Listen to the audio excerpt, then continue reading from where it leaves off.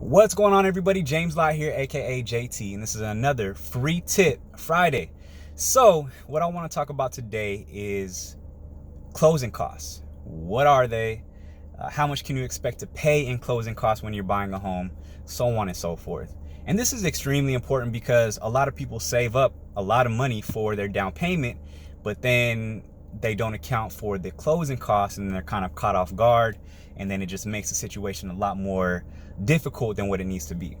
So closing costs, what are they? So basically, they're any costs that are associated with you purchasing a home, whether that be appraisal fees, home inspection fees, loan origination fees that are charged from the lender, so on and so forth. So anything that is associated with the process of purchasing a home is considered a closing cost.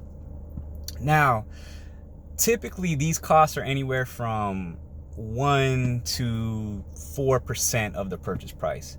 It really just depends on your lender and just your situation, the type of loan that you're getting. Majority of the closing costs are from loan origination fees, which come from the lender. And depending on the type of loan you're getting, that can sometimes determine how much that fee might be. Now, you can ask your lender if they can help cover some of your fee for your loan origination. That's something to talk to them about. I don't know much details about that, but it is a possibility. Another thing that you can do, and what a lot of buyers will request, is to have the seller cover their closing costs. So if you are putting in an offer for a home, you simply say, hey, the seller is to also pay the buyer's closing costs. And that's customary. However, it depends on the type of market that you're in.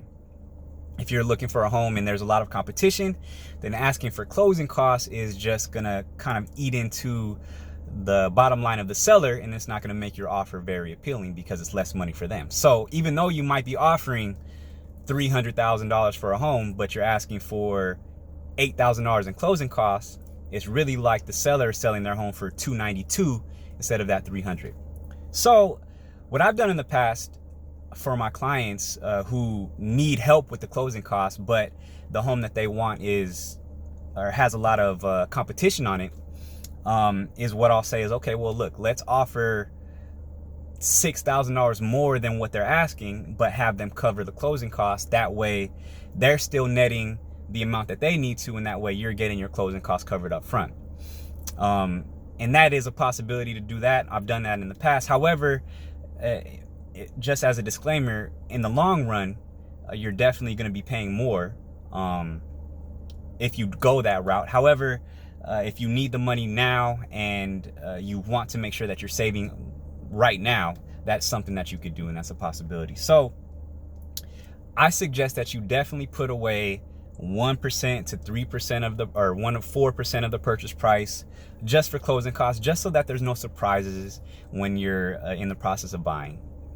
Again, this is a big deal and it's a lot of money that's involved, so you want to make sure that you're fully prepared and that you know exactly what to expect before jumping into it. So with that being said, I'll talk to y'all next week. Have a great weekend. Whatever questions you have, please feel free to reach out. I'll see you all next week.